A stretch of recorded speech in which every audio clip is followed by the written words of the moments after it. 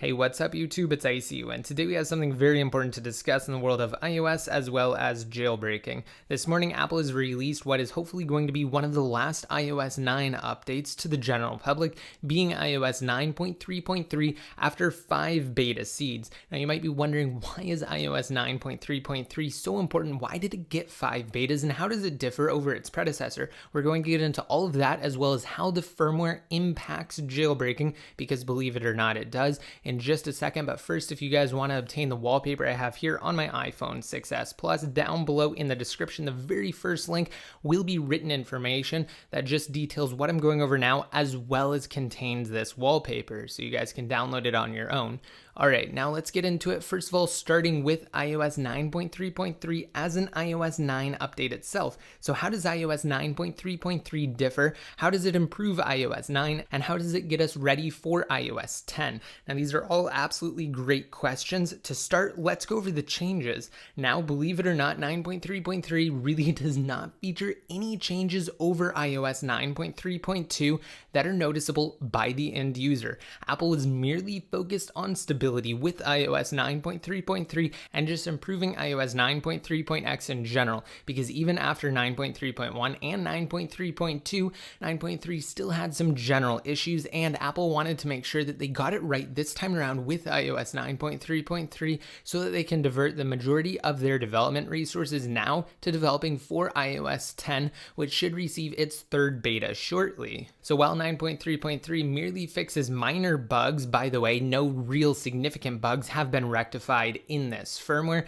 it doesn't feature anything that you as the end user will really be able to notice or distinguish from its predecessor 9.3.2. So this is a very interesting time, and it can actually be compared to last year's iOS 8.3 as well as 8.4 releases. Remember, 8.4 was really just 8.3 with Apple Music. That's all it featured, and we actually received a jailbreak for 8.3 as well as 8.4. So that was an absolutely fantastic time last year, and it was roughly a year ago to date. So we're going to get into that in just a little bit when we talk about how 9.3.3 may influence the release of the next untethered jailbreak utility. So up first, in jailbreaking, can we expect a brand new jailbreak for 9.3.3? See, that's a really great question, and unfortunately we don't have the direct answers, and let me tell you why. TaiG as well as Pangu, the only 2 developers currently active as well as verified on the jailbreak scene, do not give any sort of ETAs, announcements, or anything. They just drop jailbreak utilities when they're ready and when they're available to be released. So we won't hear word from either group until a new jailbreak is actually ready and until they're ready to drop it themselves. Now it's really interesting that we did not see a jailbreak for iOS 9.3.2 because, as hacker Luca Tedesco highlighted, there is a very powerful Safari-based bug in play for iOS 9.3.2 that isn't on iOS 9.3.3. And while Luca Tedesco himself didn't discover it, again, it is a very powerful WebKit-based exploit that is essentially capable of delivering a jailbreak very similar to Jailbreak Me, meaning it would be deployable through Safari. Now, I can think of a reason why they wouldn't use this in a jailbreak for iOS 9.3.2. Remember, it's patched in 9.3.3. The only thing that really is logical at this point is that they've already been working on a brand new jailbreak utility for longer than when that bug dropped. What that means is that they've already spent so much time in the development process that they don't want to essentially have to scrap what they've been working on thus far and go backwards and kind of reinvent the wheel, so to speak, because there's probably only going to be one last iOS 9 jailbreak before we start to move into iOS 10 and iOS 10 jailbreak utilities. So they don't want to have to redo their work and incorporate an older exploit when instead they could just focus on iOS 9.3.3. Keep in mind that's a working theory of mine, and what actually furthers that theory is the fact that iOS 9.3.3 is likely going to be one of the last iOS 9 updates, considering how much work Apple has just poured into this minor iOS 9.3.x release. However, one thing to note and add on to that is that if a 9.3.3 jailbreak does indeed drop, then of course Apple will issue a minor firmware to patch said jailbreak utility, just like they did last year with iOS 8.4.1.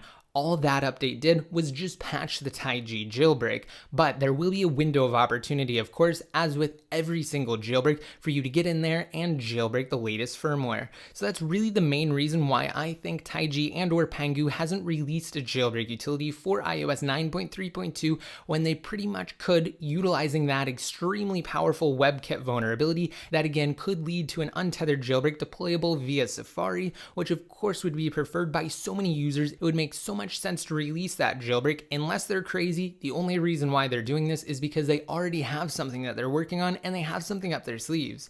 Now, not to get off track, but this definitely relates to it considering iOS 9.3.3 is going to be one of the last 9.x updates.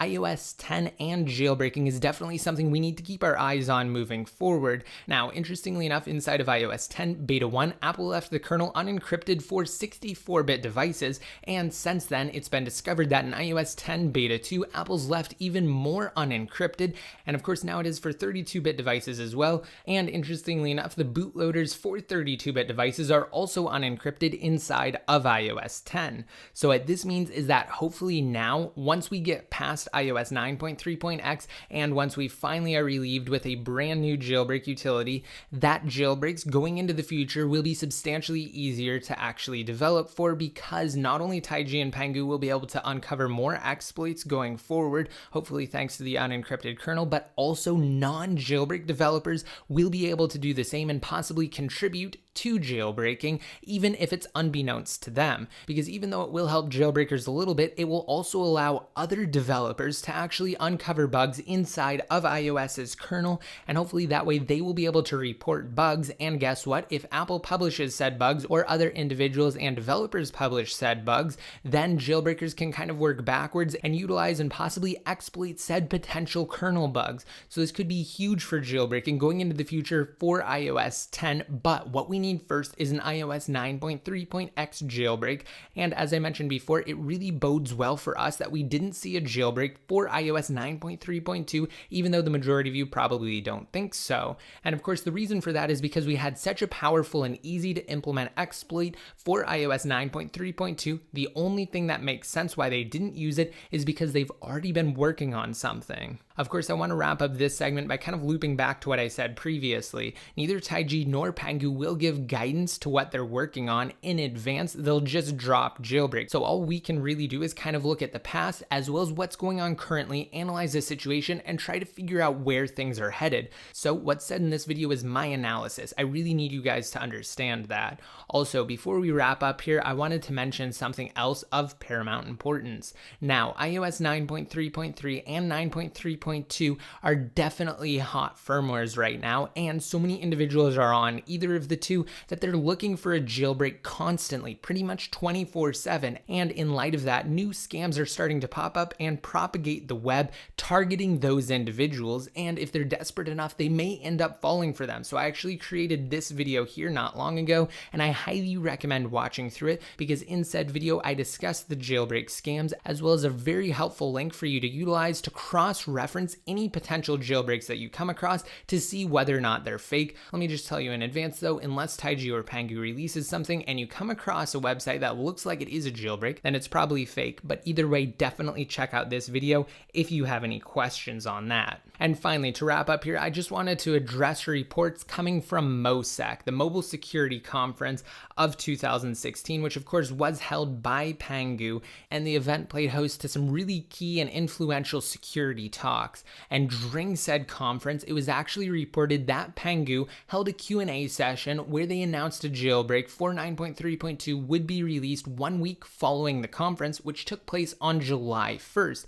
Now, at the time, I created a video on it, and again, in said video, I stated that they supposedly answered that question, but that we did not have direct video confirmation of said Q&A session. So we were really just taking the word of individuals that attended the conference, and guess what? That was just a rumor that was going on at at that time. I've already talked about it kind of briefly in some past videos, as well as more in depth on Jailbreak and Hacks forums, but I just wanted to state that in this video. That was just a rumor. What we're really looking forward to now is, of course, hopefully an iOS 9.3.3 jailbreak. And as far as whether you should update, I don't care what firmware you're on. It could be iOS 9.3.2 or even 9.2.1.